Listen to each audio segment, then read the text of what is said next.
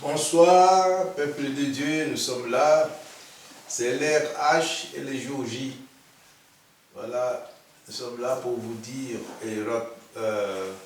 des choses que le Seigneur Jésus-Christ nous a mis à cœur de vous dire comme étude biblique. Aujourd'hui, nous allons voir aussi des choses très importantes. Mais avant tout, vous savez bien, invoque-moi, je te répondrai. Nous allons invoquer notre Dieu pour qu'il puisse nous répondre. Lui qui nous donne la sagesse. Prions l'Éternel. Éternel Dieu, nous te bénissons, nous te glorifions, Père très saint, à ce moment que tu nous accordes encore, Père très saint, le souffle de vie, Père, pour témoigner ta bonté, ta fidélité envers ton peuple. Sois glorifié, Père très Seigneur, toi qui nous donnes la sagesse. Toi qui dis, sans moi, vous ne pouvez rien faire. C'est exact, mais nous avons besoin de toi. Assiste-nous, éternel Dieu. Nous te disons merci, Père, de nous avoir gardé dans les creux de ta main. Merci, éternel Dieu, de nous avoir donné la force et le courage, éternel Dieu, surtout la sagesse de continuer, Père, à faire ta volonté, non pas la nôtre. C'est pour cela, Père, nous voulons te dire merci. De tous nos cœurs, Père Saint, nous te mettons en première position, en première place pour répondre à ta parole qui dit cherchez premièrement le royaume des cieux et tout le reste nous sommes donnés par-dessus. Gloire au Père, gloire au Fils et gloire au Saint-Esprit. Amen. Amen. Éternel notre Dieu, notre Père, nous te louons, nous te rendons grâce dans le beau et puissant nom de Jésus-Christ, notre Sauveur. Nous te remercions pour ces instants que tu nous donnes encore où nous pouvons méditer autour de ta parole qui est la vérité, qui est la vie. Nous te remercions, Seigneur, parce que tu te sers de nous comme instrument pour porter cette parole, afin, Seigneur, qu'elle ne retourne pas à toi sans avoir fait ta volonté, qu'elle puisse être une bénédiction pour tous ceux qui l'entendent, Seigneur, et que toute la gloire t'en revienne. Gloire au Père, gloire au Fils et gloire au Saint-Esprit. Amen. Amen. Merci Seigneur de nous réunir encore aujourd'hui sous ton saint regard pour cette étude biblique. Donne à chacun, Seigneur, le discernement nécessaire. Remplis-nous, Seigneur, de ta sagesse, de ton amour et de ton intelligence, afin, Seigneur, de faire ta volonté et de mettre en pratique tes préceptes, ton enseignement, tes ordonnances, Seigneur, tes commandements. Que ton Saint-Esprit donne à chacun la révélation de tes paroles, car ta parole est vraie, elle est une lampe sur notre sentier. Merci, Seigneur, pour ce que tu feras. Parle, Seigneur, nous t'écoutons, et que toute la gloire t'en revienne. Gloire au Père, au Fils et au Saint-Esprit. Amen. Amen. Nous voici au rendez-vous. Notre Dieu est là, lui qui nous est unis et qui nous réunit autour de sa parole. C'est pour cela que je voulais vous faire un petit récapitulatif des adresses. Sur YouTube, nous avons plein de vidéos. Vous pouvez aller consulter sur l'adresse de Christian Delso, D-E-L-S-A-U-X. Et sur place, vous pouvez venir à Péniel. Nous sommes sur la rue 55 rue Paul Janson. 55 rue Paul Janson à Montigny-sur-Sambre. Donc, code postal c'est 6061. Aujourd'hui, nous allons vous parler de l'exactitude de la parole de Dieu.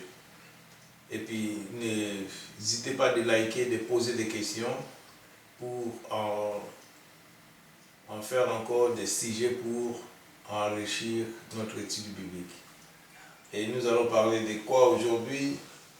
La Bible est divinement inspirée.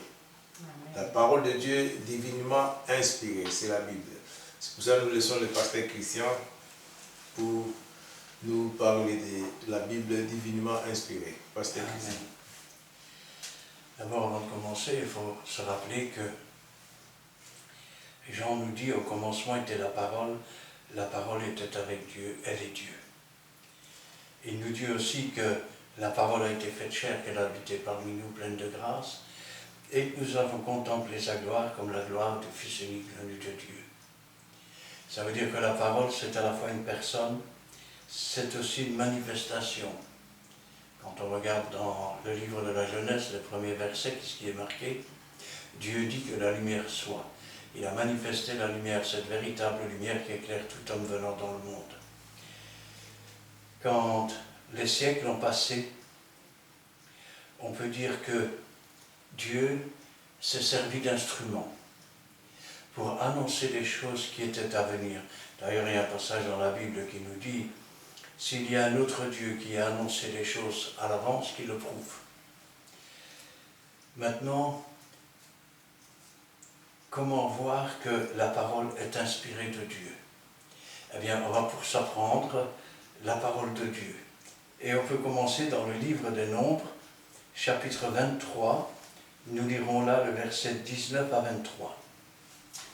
Nous lisons la parole de Dieu dans le livre des Nombres, chapitre 23, versets 19 à 23. Dieu n'est point un homme pour mentir, ni fils d'un homme pour se repentir. Ce qu'il a dit, ne le fera-t-il pas? Ce qu'il a déclaré, ne l'exécutera-t-il pas? Voici, j'ai reçu l'ordre de bénir. Il a béni, je ne le révoquerai point. Il n'aperçoit point d'iniquité en Jacob. Il ne voit point d'injustice en Israël. L'Éternel, son Dieu, est avec lui. Il est son roi, l'objet de son allégresse. Dieu les a fait sortir d'Égypte. Il est pour eux comme la vigueur du buffle. L'enchantement ne peut rien contre Jacob, ni la divination contre Israël. Au temps marqué, il sera dit à Jacob et à Israël, quelle est l'œuvre de Dieu? Voilà, au temps marqué. Quand on sert Dieu, c'est comme ça que ça se passe. Au temps marqué, Dieu va nous faire part de l'œuvre qu'il a faite et qu'il va faire. Rappelez-vous ce qu'il a dit à Abraham quand il a détruit Sodome et Gomorrhe. Il a dit, cacherai-je à Abraham ce que je vais faire? Parce qu'Abraham était l'ami de Dieu. Et Dieu veut faire de nous ses amis, ses frères. Un jour, il a dit, voici ma mère, mes frères, mes sœurs. Ce sont ceux qui écoutent la parole de Dieu et qui la mettent en pratique. Et remarquez ce qu'il a dit, ce sont ceux qui écoutent la parole. Il n'a pas dit ma parole, il a dit la parole de Dieu. Amen. Alors, Dieu parle comment aux hommes? Il parle par le Saint-Esprit. Amen. Nous sommes maintenant dans Ésaïe, chapitre 59, versets 9 à 12. Pardon, non. Verset 20 à 21. Nous sommes au verset 59, versets 20 et 21, oui. Nous lisons la parole de Dieu dans le livre d'Ésaïe, chapitre 59, versets 20 à 21. Un rédempteur viendra pour Sion, pour ceux de Jacob qui se convertiront de leurs péchés, dit l'Éternel. Voici mon alliance avec eux, dit l'Éternel. Mon esprit qui se repose sur toi et mes paroles que j'ai mises dans ta bouche ne se retireront point de ta bouche, ni de la bouche de tes enfants, ni de la bouche des enfants de tes enfants, dit l'Éternel, dès maintenant et à jamais. Amen. Amen. Alors, promesse de Dieu, un Rédempteur viendra. Nous savons que Ésaïe a vécu environ 750 ans avant la naissance de Jésus. Et 750 ans avant, qu'est-ce que Dieu lui dit? Un Rédempteur viendra pour Sion, pour ceux de Jacob qui se convertiront de leurs péchés, dit l'Éternel. Voici mon alliance avec eux, dit l'Éternel. Mon esprit qui repose sur toi. Et mes paroles que j'ai mis dans ta bouche. Il y a un beau passage dans la Bible qui dit, en parlant des véritables enfants de Dieu, ouvre ta bouche et je la remplirai. En sorte que le véritable pasteur, le véritable chrétien, le véritable prophète, il est comme un instrument de musique. Il ouvre, mais c'est quelqu'un d'autre qui joue l'instrument. C'est quelqu'un d'autre qui donne les paroles. Avant même que la parole soit sur notre bouche, Dieu la connaît déjà. Et quand il dit « ouvre ta bouche et je la remplirai », c'est parce qu'il met son esprit sur ses enfants. Et qu'ainsi, lorsqu'ils ouvrent la bouche, ils deviennent des instruments au travers duquel le Saint-Esprit parle au peuple. Un Rédempteur viendra pour Sion. Nous savons que ce Rédempteur est Jésus. Mais à l'époque, il y avait encore 750 ans à attendre. Pour ceux de Jacob qui se convertiront de leurs péchés, qui se repentiront et qui changeront de vie. Dit qui? L'Éternel. Voici mon alliance avec eux, dit l'Éternel. Mon esprit qui repose sur toi et mes paroles que j'ai mises dans ta bouche ne se retireront point de ta bouche. Ça veut dire que Dieu va mettre ses paroles dans sa bouche et qu'il ne les retirera pas de sa bouche.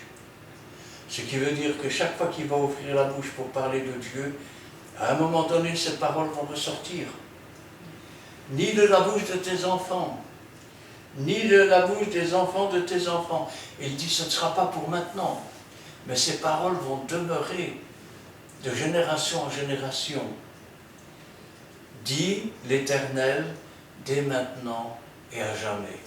Alors, il faut savoir ceci, c'est que quand l'Esprit de Dieu est sur quelqu'un, Dieu peut à la fois faire des miracles au travers, mais il peut aussi parler. Aujourd'hui, il est vrai qu'il y a pas mal de faux prophètes. Il y en a d'ailleurs eu toujours.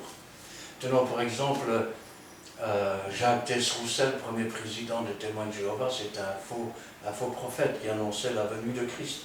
Le deuxième, c'était la même chose. Le troisième, la même chose. L'Église catholique en l'an 1000 annonçait le retour de Jésus. Comme ce n'était pas arrivé en l'an 1000, ils ont dit cette génération ne passera pas. Une génération, c'était 40 ans. Alors les gens ont dit, quand ils ont vu que rien ne se passait, on se moque de cette histoire comme de l'an 40. Phrase qu'on a repris après la guerre de 1940. Des faux prophètes, il y en a toujours eu. Comme des faux messies. Comme, je vais dire, il y a eu le Messie de Montfavet. Il y a eu un Messie qui avait couché avec une petite jeune fille de 16 ans qui s'appelait Marie dans l'église. De ça était né un petit enfant dans les campagnes. Et le petit enfant, on l'appelait Jésus et il venait bénir les gens à la fin de la réunion. Des scandales, il y en a toujours eu. Mais à côté de cela, il y a eu des vrais prophètes. Quand nous lisons ici qu'Ésaïe nous dit qu'un Rédempteur viendra et que les paroles resteront de génération en génération dans la bouche de ses descendants, jusqu'à ce que ces choses arrivent, elles sont là dès maintenant et à jamais. Quand il dit à jamais, ça veut dire à toujours, quelque part. Aujourd'hui encore, qu'est-ce que nous disons quand nous remémorons la naissance de Jésus? Un sauveur nous est né, le Rédempteur est venu. Alors, oui, Dieu parle. Il parle tantôt d'une manière, tantôt de l'autre. Nous sommes dans Jean 12, versets 47 à 50. Nous lisons la parole de Dieu dans le livre de Jean, chapitre 12, versets 47 à 50. Si quelqu'un entend mes paroles et ne les garde point, ce n'est pas moi qui le juge, car je suis venu non pour juger le monde, mais pour sauver le monde. Celui qui me rejette et qui ne reçoit pas mes paroles a son juge. La parole que j'ai annoncée, c'est elle qui le jugera au dernier jour, car je n'ai point parlé de moi-même, mais le Père qui m'a envoyé m'a prescrit lui-même ce que je dois dire et annoncer. Et je sais que son commandement est la vie éternelle. C'est pourquoi les choses que je dis, je les dis comme le Père me les a dites. Pourquoi Jésus dit cela? C'est simple. Rappelez-vous ce qui a été écrit en parlant du Saint-Esprit. Il prendra de ce qui est au Père et vous l'apportera. Il vous rappellera mes paroles. C'est ainsi que Jésus, lui aussi, ne parlait pas de lui-même. Il est le premier en toutes choses. Ça veut dire que quand il parlait, le Saint-Esprit lui donnait des paroles qui venaient directement de Dieu, qui avaient été prises auprès de Dieu, en sorte que ce n'est pas lui qui allait juger, mais la parole qui était divinement inspirée, parole qui venait directement de Dieu. Jésus ne parlait pas de lui-même. Un prophète, lorsqu'il prophétise, ne parle pas de lui-même. Qu'il parle en français ou qu'il parle dans une autre langue. Ce n'est pas lui qui met ses paroles dans sa bouche. C'est le Saint-Esprit qui met les paroles dans sa bouche. Et il ne fait que prononcer ce que le Saint-Esprit lui dit.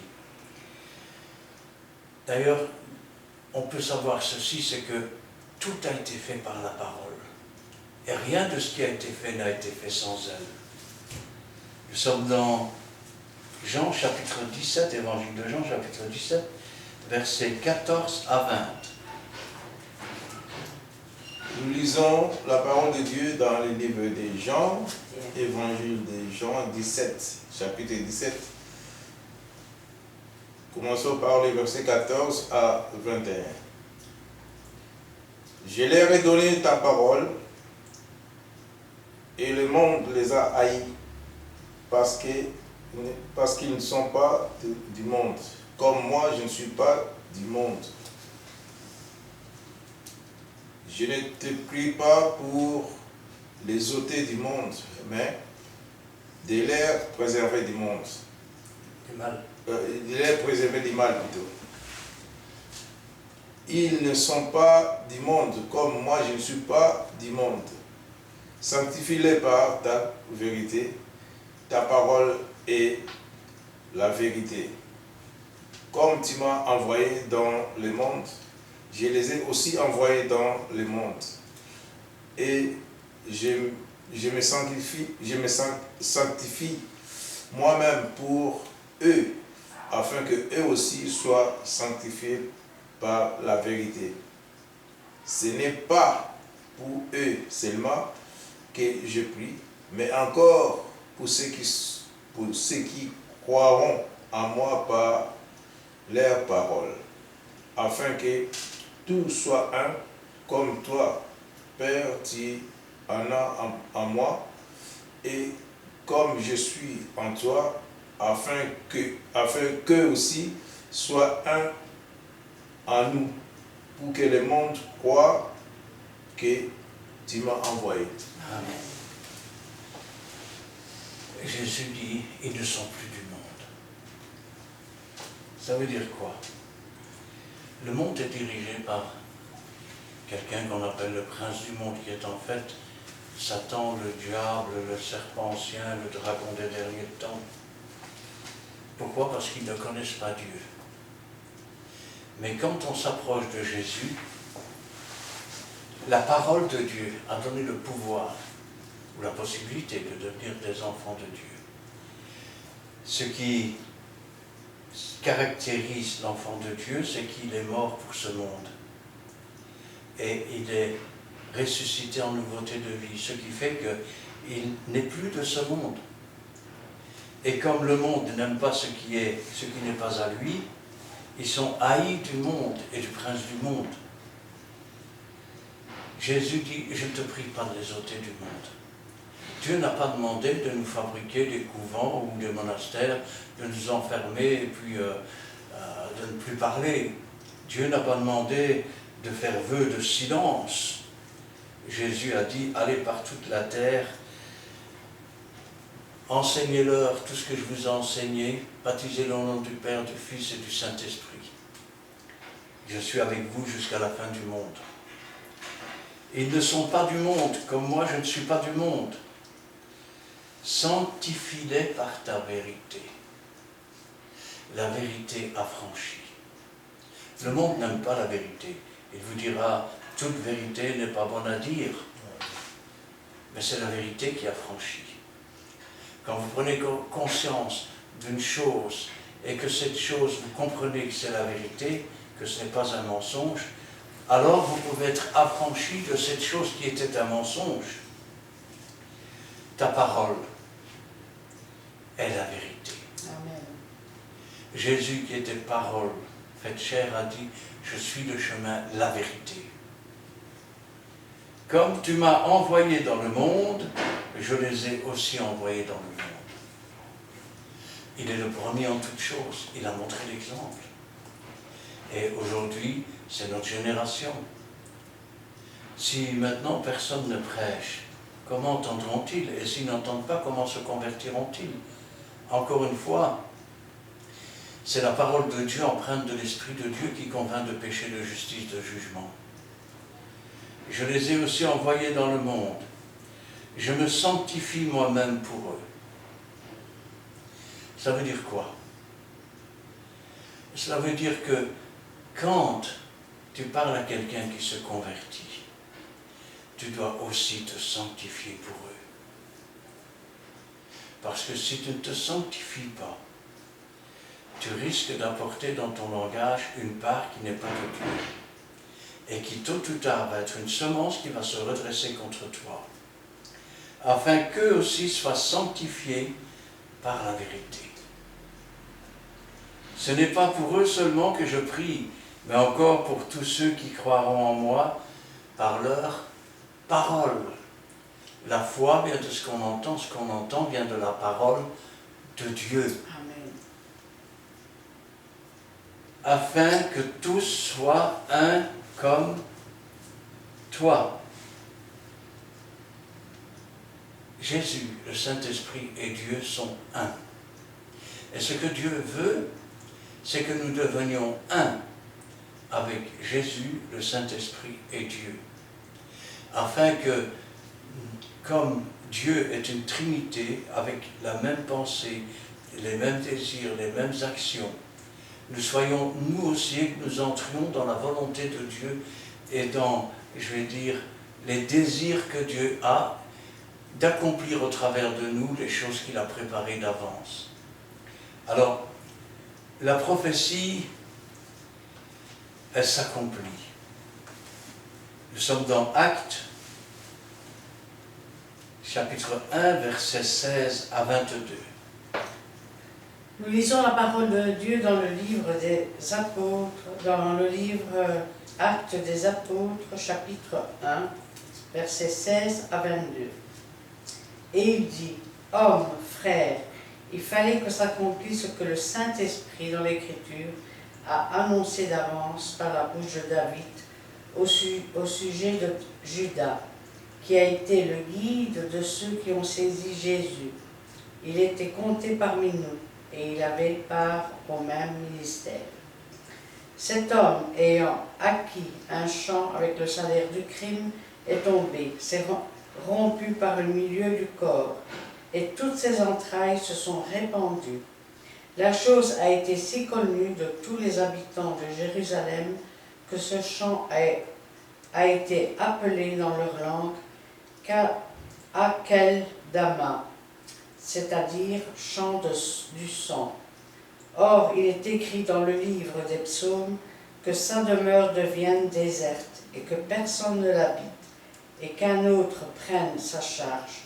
Il faut donc que parmi ceux qui nous ont accompagnés tout le temps que le Seigneur Jésus a vécu avec nous, depuis le baptême de Jean jusqu'au jour où il a été enlevé du milieu de nous, il y en ait un qui nous soit associé comme témoin de sa résurrection. » Amen. Dans l'Ancien Testament, combien de gens ont pu dire « Oui, mais ça c'est des hommes qui l'ont écrit ». Sauf que, dans l'Ancien Testament, il était marqué que Jésus serait vendu pour 30 deniers. Que l'argent serait jeté pour le champ du potier. Il était écrit aussi, comme il le dit ici, ce que le Saint-Esprit, dans l'Écriture, a annoncé d'avance par la bouche de David. Rappelez-vous, David était prophète. Quand il a dit, mon Seigneur a dit à mon Seigneur, assieds-toi à ma droite jusqu'à ce que je fasse de tes ennemis ton marchepied. Ou encore, ton oint ne verra pas la corruption. Pierre dira, permettez-moi de vous dire que David est mort, qu'il a vu la corruption et que son tombeau est au milieu de nous. C'est de la résurrection de Christ qu'il parlait. Ces paroles et les paroles de la Bible sont des paroles inspirées par Dieu, et ce que sa bouche dit, son bras l'accomplit toujours. Amen. Il avait dit d'ailleurs, celui qui mange mon pain a tourné son talon contre moi. Quand les disciples lui ont dit, qui est celui qui te trahit? Jésus a dit, celui avec qui je trempe mon pain. Ce que le Saint-Esprit dans l'Écriture a annoncé d'avance par la bouche de David au sujet de Judas, qui a été guide de ceux qui ont saisi Jésus. Il était compté parmi nous, il avait part au même ministère. Cet homme, ayant acquis un champ avec le salaire du crime, est tombé, s'est rompu par le milieu du corps. Toutes ses entrailles se sont répandues. La chose a été si connue que tous les habitants de Jérusalem, que ce champ a été appelé dans leur langue Akeldama, c'est-à-dire champ du sang.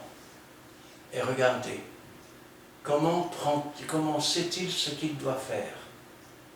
Parce que le Saint-Esprit prend de ce qui est au Père et lui rappelle les choses qui ont été écrites. Or, il est écrit, ainsi a parlé l'Éternel. Ainsi la parole inspirée par Dieu s'accomplit. Il est écrit dans le livre des psaumes que sa demeure devienne déserte, que personne ne l'habite, qu'un autre prenne sa charge. Et puis, ils vont donc choisir quelqu'un d'autre pour remplacer Judas, afin qu'il devienne apôtre. Certains ont dit après cela, c'est fini, il n'y aura plus d'apôtres. Sauf que l'apôtre Paul aussi était un apôtre. Et il y en a eu bien d'autres au fil des siècles. Oh, je sais qu'aujourd'hui, il y a bien des gens qui sont appelés apôtres et qui ne le sont pas. Mais ça, c'est leur problème. Alors, la parole, elle est remplie de l'Esprit de Dieu. Nous sommes dans 1 Corinthiens, chapitre 2, versets 12 à 16.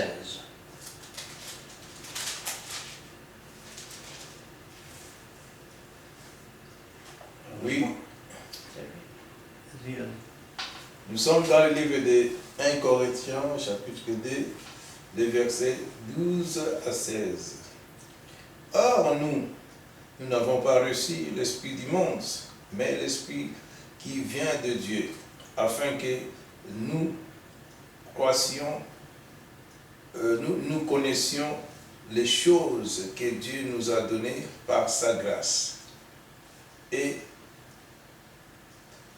nous en parlons, non avec des discours d'enseignement de sagesse humaine, mais avec ceux d'enseignement de l'esprit,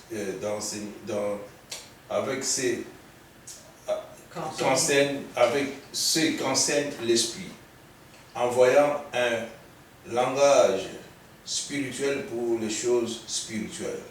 Mais l'homme animal ne reçoit pas des choses de l'Esprit de Dieu, car elles sont une folie pour lui, et il ne peut les connaître parce que c'est spirituellement qu'on en juge. L'homme spirituel, au contraire, juge de tout, et il n'est lui-même jugé par personne. Car qui a connu la pensée du Seigneur pour l'instruire?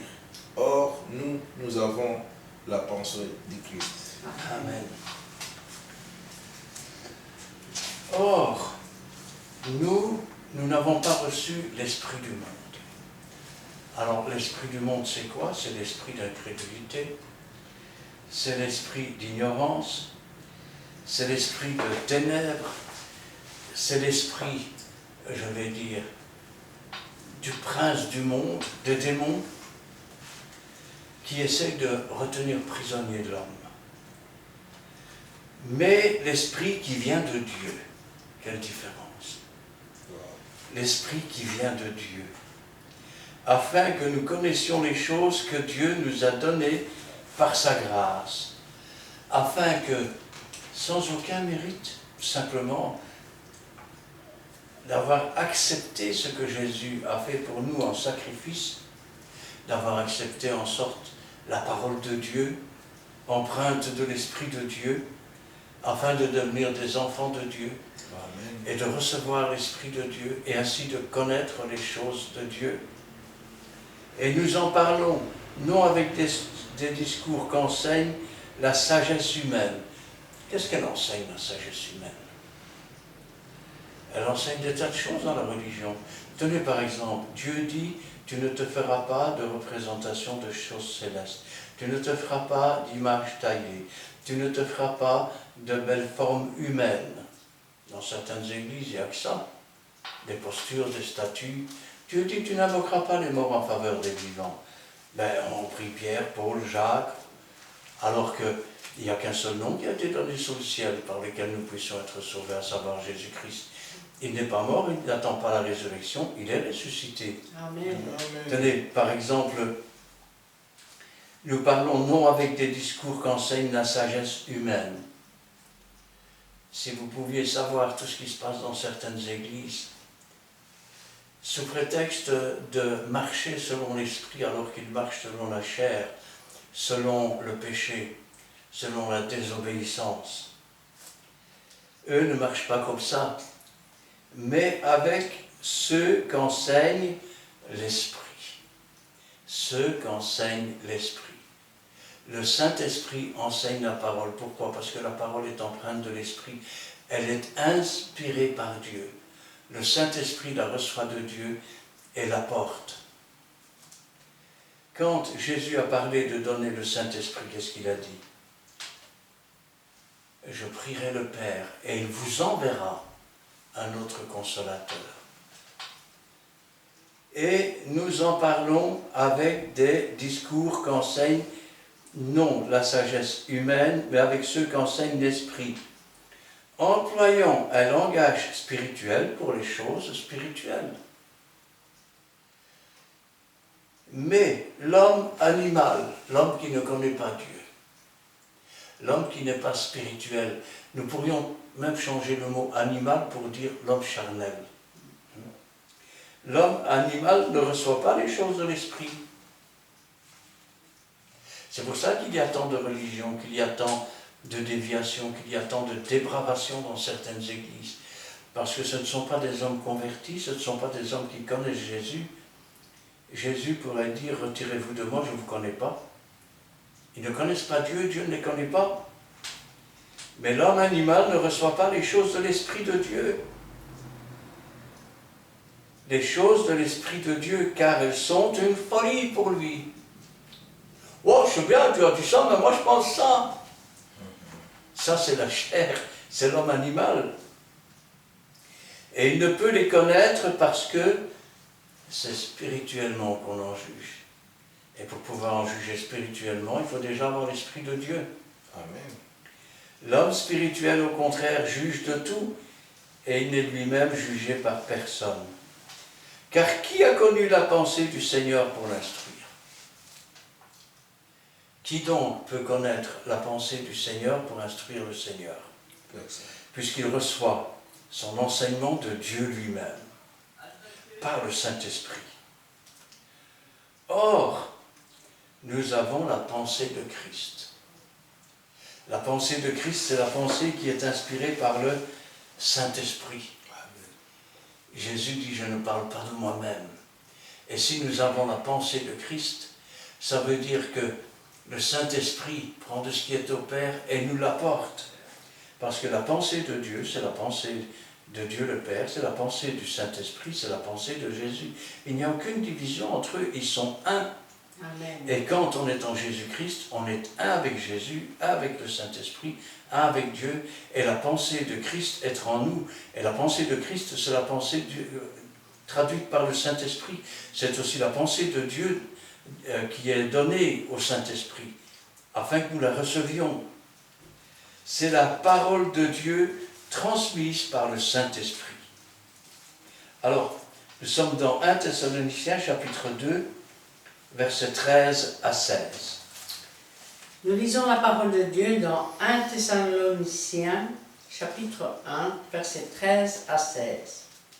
C'est pourquoi nous rendons continuellement grâce à Dieu, de ce qu'en recevant la parole de Dieu que nous avons fait entendre, vous l'avez reçue non comme la parole des hommes, mais ainsi qu'elle est véritablement comme la parole de Dieu qui agit en vous, qui croyez. Car vous, frères, vous êtes devenus les imitateurs des églises de Dieu, qui sont en Jésus-Christ dans la Judée, parce que vous aussi, vous avez souffert de la part de vos propres compatriotes, les mêmes maux qu'elles ont souffert de la part des Juifs. Ce sont ces Juifs qui ont fait mourir le Seigneur Jésus et les prophètes, qui nous ont persécutés, qui ne plaisent point à Dieu et qui sont ennemis de tous les hommes, nous empêchant de parler aux païens pour qu'ils soient sauvés, en sorte qu'ils ne cessent de mettre le comble à leurs péchés, mais la colère a fini par les atteindre. Amen. C'est pourquoi nous rendons continuellement grâce à Dieu de ce qu'en recevant la parole de Dieu, pas leur propre désir, pas leur propre fanfaronnerie, pas une doctrine de démon, mais la parole qui est inspirée de Dieu, parole qui vient de Dieu, que nous vous avons fait entendre, vous l'avez reçue, et regardez bien ce qu'il dit, non comme la parole des hommes, non comme la parole des hommes. Combien de fois j'ai entendu, mais la Bible a été écrite par des hommes, elle a été écrite par des hommes qui ont été inspirés par l'Esprit de Dieu. Amen. Et l'Esprit de Dieu a donné les paroles qui étaient inspirées de Dieu, Amen. afin qu'elles ne soient plus des paroles ordinaires. Et je vais vous dire une chose. Vous prenez un livre de 1600, vous le lisez, il n'y a rien qui correspond encore aujourd'hui. Je veux dire par là que ce livre ne peut plus rien vous apporter parce que le monde a changé, parce que la modernité a changé, parce que tout a changé autour. Le seul livre qui a traversé les siècles et qui est toujours aussi puissant, qui est toujours aussi valable que pour reprendre, que pour corriger, que pour attirer la grâce de Dieu, c'est ce livre inspiré par le Saint-Esprit, qui lui-même était inspiré par Dieu, c'est la Bible. Amen. C'est un livre qui est toujours valable. Ce n'est pas un livre qui est passé de mode. Comme la parole de Dieu qui agit en vous, qui croyez, elle est toujours vivante cette parole, elle agit toujours. Car vous, frères, vous êtes devenus les imitateurs des églises de Dieu qui sont en Jésus-Christ dans la Judée, parce que vous aussi vous avez souffert de la part de vos propres compatriotes les mêmes maux qu'elles ont souffert de la part des Juifs.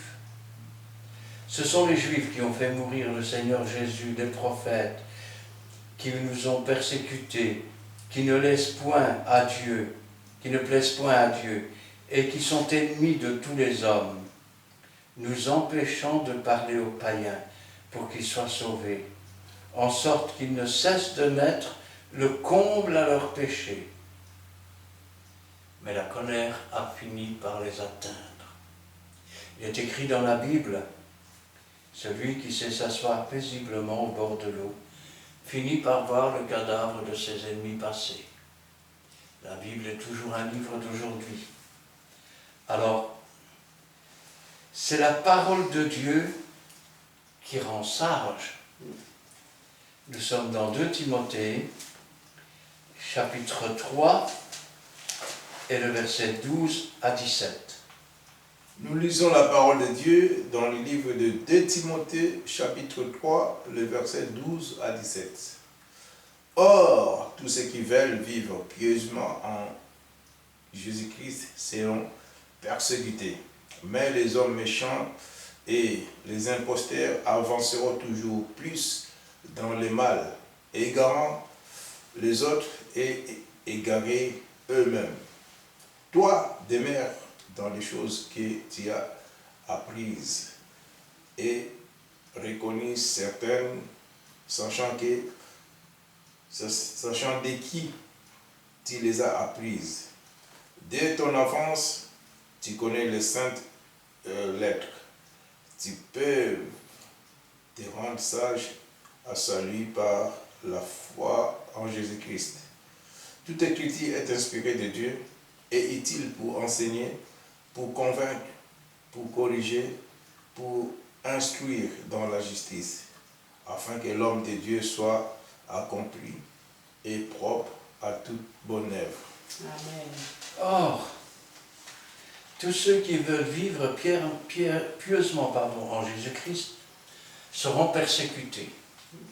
Aujourd'hui, vous avez l'évangile de la prospérité. Viens à Jésus, tu n'auras plus jamais de problème, Wow. Tu vas devenir riche, surtout si tu donnes beaucoup à l'église.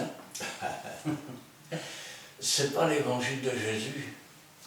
L'évangile de Jésus dit « Heureux serez-vous lorsqu'on vous persécutera, lorsqu'on vous outragera, lorsqu'on dira faussement toutes sortes de mal, à cause de mon nom, pas à cause de vos crimes, à cause de mon nom. » C'est ainsi qu'on a persécuté les prophètes qui étaient avant vous. Réjouissez-vous. Et or, tous ceux qui veulent vivre pieusement en Jésus-Christ seront persécutés. Persécutés. Mais les hommes méchants et imposteurs, vous voyez, il y a déjà des imposteurs, des gens qui se font passer pour des enfants de Dieu et qui en réalité ne connaissent ni Dieu, ni leur droite de leur gauche. C'est comme les aveugles qui conduisent des aveugles et qui tombent dans un trou. Mais les imposteurs avanceront toujours plus dans le mal, égarant les autres et égarés eux-mêmes. Ça veut dire qu'ils ne conduisent pas le peuple dans la sanctification, ils habilisent le peuple, ils le conduisent dans la boue du péché, tout en disant « Regardez comme nous sommes saints ».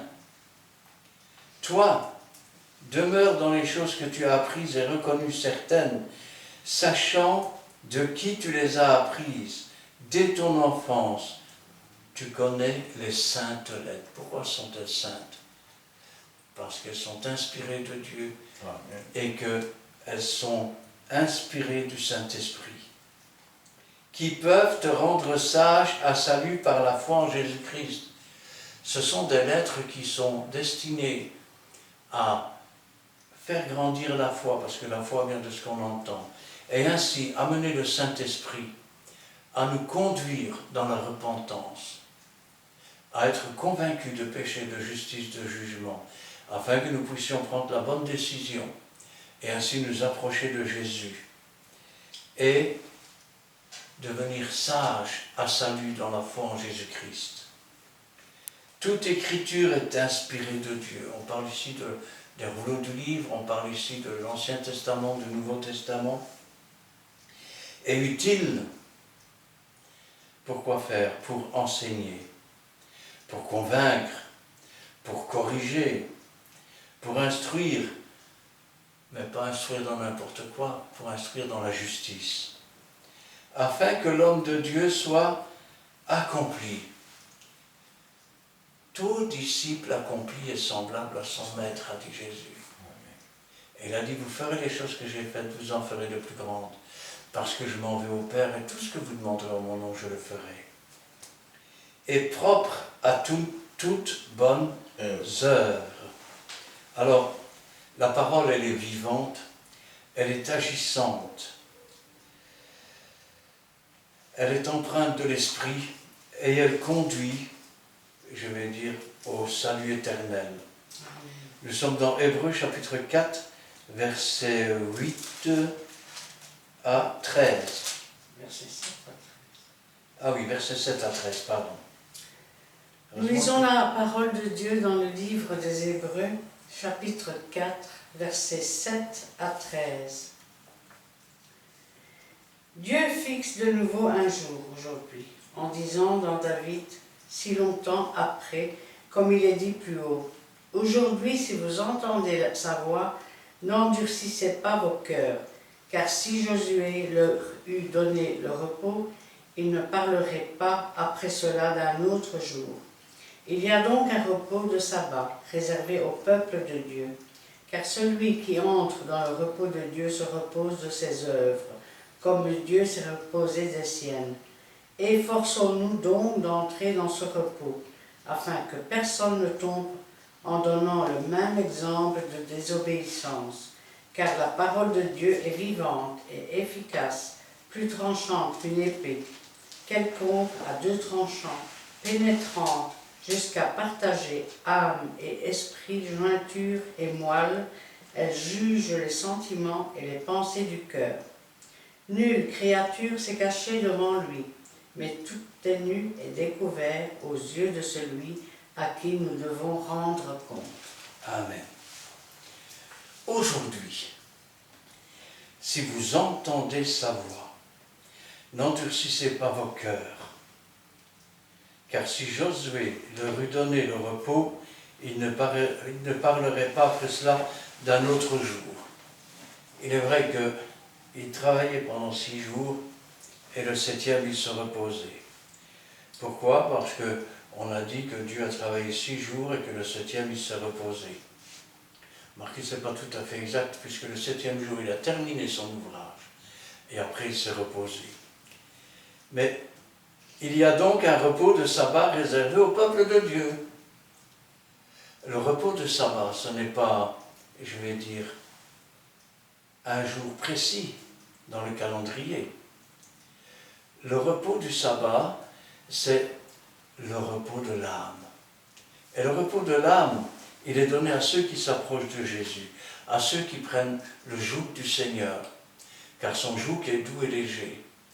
Et il donne le repos pour nos âmes. Une âme qui est en repos, c'est une âme, je vais dire, qui bénéficie de la spiritualité. C'est une âme qui est en communion avec Dieu. C'est une âme qui, qu'elle vive ou qu'elle meure, elle appartient au Seigneur. Amen. Elle voudrait déjà bien être auprès du Seigneur. Elle ne veut pas partir avant d'avoir fait les choses que Dieu a préparées, pour ne pas que Dieu puisse lui dire « tu n'as pas fait ça ». Le repos de l'âme, c'est être en paix avec Dieu. Parce que tant qu'on n'est pas en paix avec Dieu, on n'est pas en paix avec soi-même non plus. Ça veut dire aussi que tant qu'on n'a pas ce repos, il nous manque toujours quelque chose. Toujours, toujours, toujours. L'être humain est né, il lui manquait déjà quelque chose. Vivement que je sois grand. Vivement que j'ai 18 ans. Vivement que je sois marié. Vivement que j'ai des enfants. Vivement que j'ai ma pension. Wow. Et au bout de tout ça, il manque toujours quelque chose. Dieu a fait l'homme à son image. Et la seule chose qui puisse remplir le cœur de l'homme, c'est Dieu. Amen. Dieu peut le combler de bien. C'est cela le repos qu'il donne. Quand nous devenons l'habitation, le temple de Dieu en esprit, le Saint-Esprit vient habiter en nous. Et là, nous devenons une maison de prière. Nous sommes dans le repos, nous sommes dans le calme.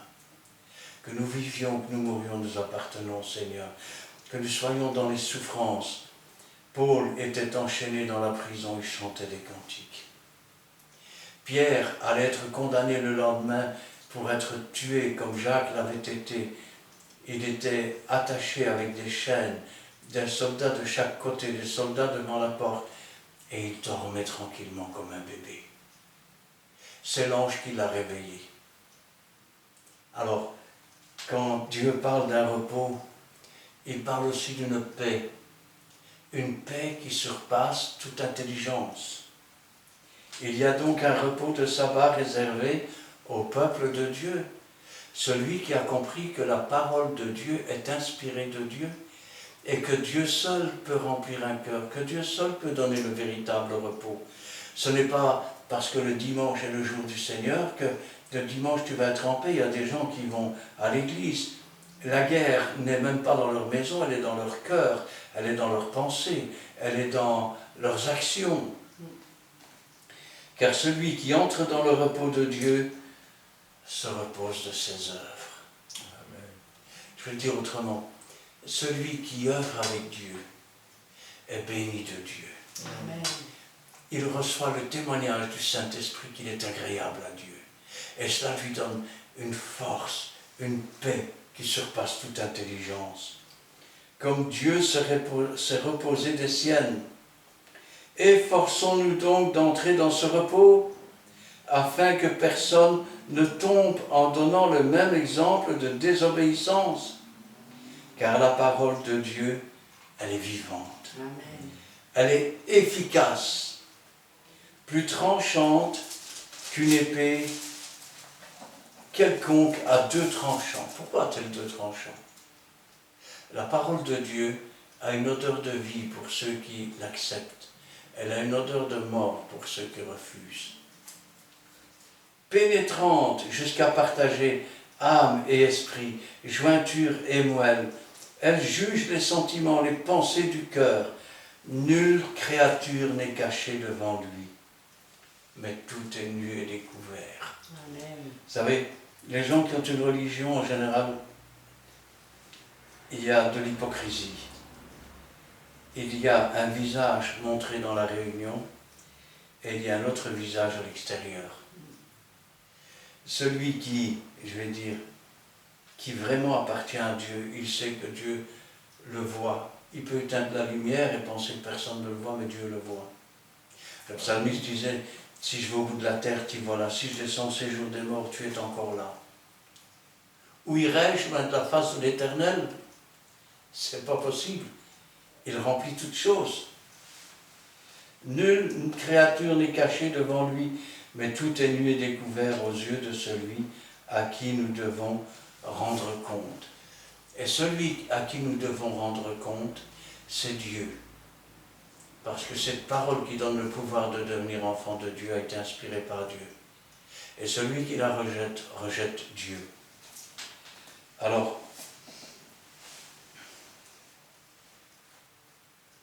quand nous allons terminer d'ailleurs avec ce verset, avec ce chapitre, nous allons dans 2 Pierre, chapitre 1, versets 16 à 21. Voici, nous allons lire la parole de Dieu dans le livre de 2 Pierre, chapitre 1, les versets 16 à 21. Ce n'est pas, en effet, en suivant des fables habilement concis que nous vous avons fait connaître la puissance et l'avènement de notre Seigneur Jésus-Christ.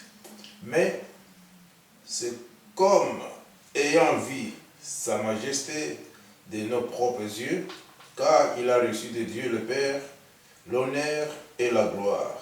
Quand la gloire magnifique lui fit entendre une voix en disant, « Celui-ci est mon Fils, bien-aimé en qui je mis toute mon affection. » Et nous avons entendu cette voix venant du ciel lorsque nous étions avec lui sur la sainte montagne. Et nous tenons pour d'autant plus certaines la parole prophétique à laquelle vous faites bien de prêter attention, comme à une lampe qui brille dans un lieu obscur jusqu'à ce que le jour vienne apparaître et que l'étoile du matin s'élève dans nos cœurs. Sachant tout d'abord vous-même qu'aucune prophétie de l'Écriture ne peut être un objet d'interprétation particulière, car ce n'est pas par une volonté de l'homme qu'une prophétie a jamais été apportée, mais c'est poussé par le Saint-Esprit que les hommes ont parlé de la part de Dieu. Amen. Amen. Ce n'est pas en effet suivant des fables habilement conçues que nous vous avons fait connaître la puissance et l'avènement de notre Seigneur Jésus-Christ. Aujourd'hui, vous avez des gens qui confondent les fables, on appelle ça des fables de bonnes femmes aussi, des fables avec l'Écriture. Ainsi se fabriquent par exemple des doctrines à partir d'un seul verset. Mais c'est comme ayant vu sa majesté. C'est comme ayant vu sa majesté. Quand Jésus dit, vous recevrez le Saint-Esprit, une puissance survenant sur vous, et vous serez mes témoins, c'est parce que le Saint-Esprit nous montre des choses à voir. Amen. Des choses que nous n'imaginions même pas. De nos propres yeux, car il a reçu de Dieu, le Père, honneur et gloire, quand la gloire magnifique lui fit entendre une voix qui disait « Celui-ci est mon Fils bien-aimé en qui j'ai mis toute mon affection. » Et regardez ce que dit Pierre. « Et nous avons entendu cette voix venant du ciel, lorsque nous étions avec lui sur la montagne sainte. Et nous tenons pour d'autant plus certaine la parole prophétique. » Rappelez-vous, on a commencé par une parole prophétique, le Messie qui va venir. Et voilà notre parole prophétique, à laquelle vous faites bien de prêter attention comme à une lampe qui brille dans un lieu obscur. Ta parole est une lampe à nos pieds, une lumière sur notre sentier. C'est la révélation de tes paroles qui éclaire. Amen. La parole est inspirée par Dieu. La révélation des paroles est donnée par le Saint-Esprit qui reçoit de Dieu ce qu'il doit donner. Jusqu'à ce que le jour vienne apparaître et que l'étoile du matin se lève dans vos cœurs. Jusqu'à ce que Jésus-Christ naisse dans votre cœur. Vous savez, le jour où ça m'est arrivé, je revenais d'une réunion, je marchais dans la rue. Et c'est une rue que j'avais l'habitude, dans laquelle j'avais l'habitude de marcher. Et pourtant, j'avais l'impression que tout était nouveau. Jamais les arbres qu'il y avait dans la rue ne m'avaient paru aussi beaux. Ce n'étaient plus simplement des arbres, c'était la création de Dieu. Et quand je suis rentré chez moi, je n'ai pas pu dire grand-chose. J'ai juste pu dire, Jésus est dans mon cœur, on peut prendre tout ce que j'ai, je m'en moque. Jusqu'à ce que l'étoile du matin, comme une lampe qui brille dans les lieux obscurs, jusqu'à ce que le jour vienne apparaître et que l'étoile du matin se lève dans vos cœurs. Sachant tout d'abord vous-même qu'aucune prophétie de l'Écriture ne peut être l'objet d'une interprétation particulière. Ça veut dire que si maintenant vous ne vous laissez pas diriger par la parole de Dieu et que votre évangile n'est pas l'évangile inspiré par Dieu, alors l'interprétation d'une prophétie, c'est celle qui finalement va être charnelle. Et donc elle fait l'objet d'une interprétation particulière, c'est-à-dire c'est vous qui la faites. Ce n'est pas Dieu qui vous l'inspire à ce moment-là. Car ce n'est pas par une volonté d'homme qu'une prophétie a jamais été apportée. Ce n'est pas un homme qui a décidé un jour de dire « le Messie va venir ». Ce n'est pas un homme qui a dit « et toi Bethléem, tu n'es certes pas la moindre des villes de Juda, car de toi naîtra un chef qui paîtra mon peuple Israël ». Ce n'est pas un homme qui a décidé de dire « on a entendu des cris, on a entendu des pleurs à Rama, c'est Rachel, elle pleure ses enfants, elle ne veut pas te consoler car ils sont morts ». Ce n'est pas d'un homme, c'est le Saint-Esprit qui a parlé et il n'est pas resté une seule parole qui ne se soit pas accomplie. Comme dans le psaume 22, ils ont percé mes mains, ils ont percé mes pieds, ils tirent mes vêtements au sort, ils tirent ma tunique au sort, ils se partagent mes vêtements. Toutes ces choses sont vraiment arrivées. Parce que ce n'est pas par une volonté d'homme qu'une prophétie a jamais été apportée, mais c'est poussé par le Saint-Esprit qui a pris de ce qui est au Père et l'a apporté en sorte que, je vais dire, la prophétie même est inspirée de Dieu, la parole est inspirée de Dieu. Amen. Que des hommes ont parlé, ils n'ont pas parlé d'eux-mêmes, mais il est écrit, ils ont parlé de la part de Dieu. De la part de Dieu. Dieu avait un message pour les hommes. il a donné ce message. Les scribes l'ont écrit.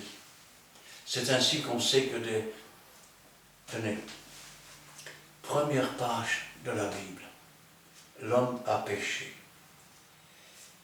Et qu'est-ce que Dieu dit à Satan, à la femme? Il y aura inimitié entre ta postérité et sa postérité, en parlant du diable, du dragon. Celle-ci, en parlant de la postérité de la femme, t'écrasera la tête. Il parlait de Jésus, qui sur la croix du calvaire allait écraser la tête du serpent et allait vaincre afin de donner la liberté à quiconque croirait dans les paroles du Seigneur, à quiconque recevrait l'Esprit de Dieu que pour comprendre, et à quiconque pourrait ainsi parler au nom du Seigneur Jésus et par le Saint-Esprit et selon la volonté des paroles de Dieu. Amen. Amen. Voici. Citation. Citation. Je l'ai fait tantôt. Il a fait. Tu l'as fait tantôt. Ouais. D'accord. Voici. En long et en large. Vraiment, nous avons été bien sages aussi de rester auprès de sa parole. Et nous avons tous l'histoire de la Bible. Mais ici, on vous parle de la Bible divinement inspirée. C'est-à-dire, comme notre dernier verset, c'est poussé par le Saint-Esprit que les hommes ont parlé de la part de Dieu. Aussi, non pas pour faire une équipe, mais il faut parler. Avec cette puissance, Dieu choisit toujours ses instruments capables d'avancer avec lui. L'évangile de prospérité s'empêche que la parole de Dieu prenne place dans nos cœurs. Mais sans commentaire, on vous laisse de visualiser aussi cette vidéo. Et d'autant plus qu'il y a encore des vidéos qui sont en cours sur YouTube. Notre chaîne, c'est Christian Delissaux, D-E-L-S-A-U-X. Vous allez trouver autant de vidéos que vous pouvez aussi comme visualiser dans la famille, rester aussi critiquer, surtout ça va nous encourager de faire encore d'autant de vidéos que Dieu va nous inspirer. Et si place venez à Péniel, nous sommes une église de fraternité évangélique de Pentecôte Péniel. Nous sommes sur la rue Paul Janson, numéro 55. Paul Janson, numéro 55, à Charleroi, Montigny-600, 60-61. Et aussi bien que nous avons commencé par une prière, vaut mieux la fin d'une chose que son commencement. Laissons aussi ce que nous venons d'écouter, ce que nous venons de suivre, ce que nous venons de diffuser dans le creux de la main de notre Dieu. Prions l'Éternel. Éternel Dieu Tout-Puissant, merci de nous avoir, Père Saint, donné du courage. Merci pour ta grâce, Père Saint. Merci Dieu Tout-Puissant de nous avoir encore donné, Père Saint, la force, Père Saint Seigneur, pour faire les enseignements bibliques à travers des réseaux sociaux.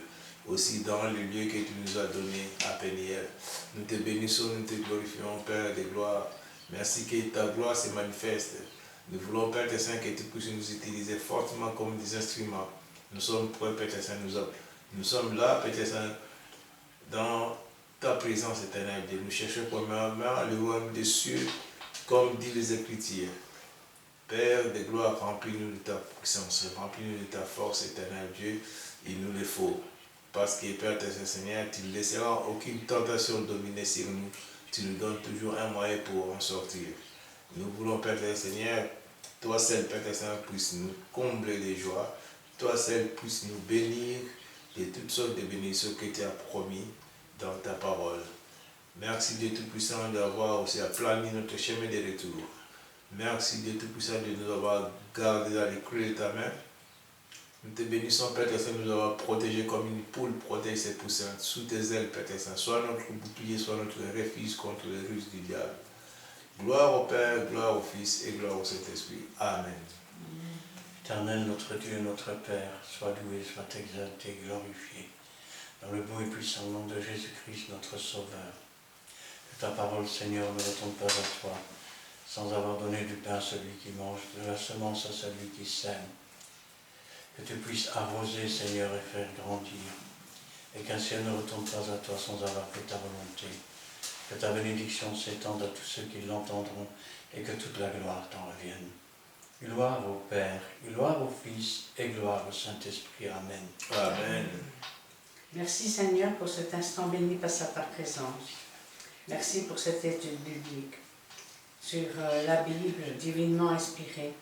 Et nous pouvons le confirmer et dire que c'est vrai Seigneur. Car ta parole est vraie. Elle est une lampe sur notre sentier. Elle est agissante. Et ton Saint-Esprit nous dirige toujours dans toute la vérité. Et pour cela, Seigneur, mon âme te loue, te bénit et te rend grâce et te remercie, Seigneur, d'avoir mis, Seigneur, dans notre cœur cette parole, Seigneur. Donne-nous, Seigneur, de la retenir, de l'accepter, mais surtout de la mettre en pratique, oh mon Dieu. Car tu es tout pour nous. Tu es notre Dieu, notre Père. Tu es le Roi des rois, le Seigneur des seigneurs, et c'est toi, Seigneur, qui dirige notre vie. C'est toi qui prends soin chaque jour de nous. C'est toi, Seigneur, qui intervient pour tous nos besoins et qui nous protège de ta main puissante. Merci, Seigneur, pour cela. Donne-nous de toujours nous laisser guider par toi, ô Dieu Tout-Puissant, par toi, Jésus-Christ, par toi, Saint-Esprit. Je te remets tout un chacun qui sont fidèles à chaque réunion biblique, à l'écoute de ta parole, pour visionner toutes ces vidéos bibliques. Travaille leur cœur, Seigneur, car beaucoup, Seigneur, te recherchent, beaucoup sont fidèles à ta parole. Et donne qu'ils acceptent aussi, Seigneur, ta parole, mais surtout qu'ils la mettent en pratique. Et interviens, Seigneur, aussi, afin qu'ils puissent t'accepter comme Sauveur et Maître. Merci, Seigneur, pour ce que tu feras, pour toutes ces personnes, Seigneur. Et interviens favorablement aussi, Seigneur, pour tous ceux qui ne te connaissent pas. Mets-les, Seigneur, sur notre route, Seigneur, afin, Seigneur, que sur nos lèvres soit mise ta parole, et que ces personnes entendent aussi, Seigneur, ce que tu as à leur dire, Seigneur. Car tu es un Dieu tout-puissant, tu sais tout et tu vois tout. Et nous avons confiance en toi. Gloire te soit rendue dans le beau nom de Jésus-Christ. Amen. Amen. Voici, vaut mieux la fin d'une chose que son commencement. Nous sommes arrivés quasiment à la fin, mais on vous laisse le temps de vous abonner, surtout vous qui aimez bien la parole de Dieu.